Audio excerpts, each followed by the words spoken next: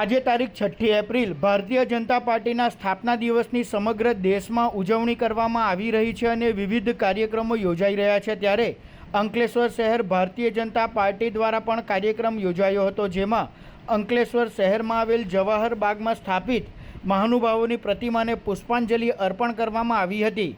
આ પ્રસંગે અંકલેશ્વરના ધારાસભ્ય ઈશ્વરસિંહ પટેલ, અંકલેશ્વર નગરપાલિકાના પ્રમુખ લલિતાબેન રાજપુરોહિત, કારોબારી અધ્યક્ષ નિલેશ પટેલ, અંકલેશ્વર શહેર ભારતીય જનતા પાર્ટીના પ્રમુખ ધર્મેન્દ્ર પુષ્કરણા સહિતના આગેવાનો તેમજ કાર્યકરો મોટી સંખ્યામાં જોડાયા હતા। આ પ્રસંગે ધારાસભ્ય ઈશ્વરસિંહ પટેલે જણાવ્યું હતું કે માત્ર 2 સાંસદોથી શરૂ થયેલી ભારતીય જનતા પાર્ટી આજે વટવૃક્ષ બની છે અને વિશ્વની સૌથી મોટી પાર્ટી તરીકે નામના મેળવી છે। ત્યારે સૌના સાથ સૌના વિકાસ સૂત્રને સાર્થક કરી વડાપ્રધાન નરેન્દ્ર મોદી દેશનો અભૂતપૂર્વ વિકાસ કરી રહ્યા છે।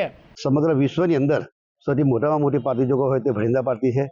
આજે વિશ્વની અંદર પણ ભારત દેશ જે ભૂતકાળમાં કોઈ ગણના નહોતું કરતું, આજે વિશ્વના દેશો પણ અમેરિકા હોય, ઓસ્ટ્રેલિયા હોય, જર્મની હોય, રશિયા હોય, એ લોકો ભારતને પહેલાં યાદ કરે છે અને જ્યાં જ્યાં જરૂર પડે ત્યારે મદદરૂપ થાય છે અને મદદરૂપ થવામાં તેના પર કામગીરી કરી છે। ત્યારે ભારતીય જનતા પાર્ટીના 46મા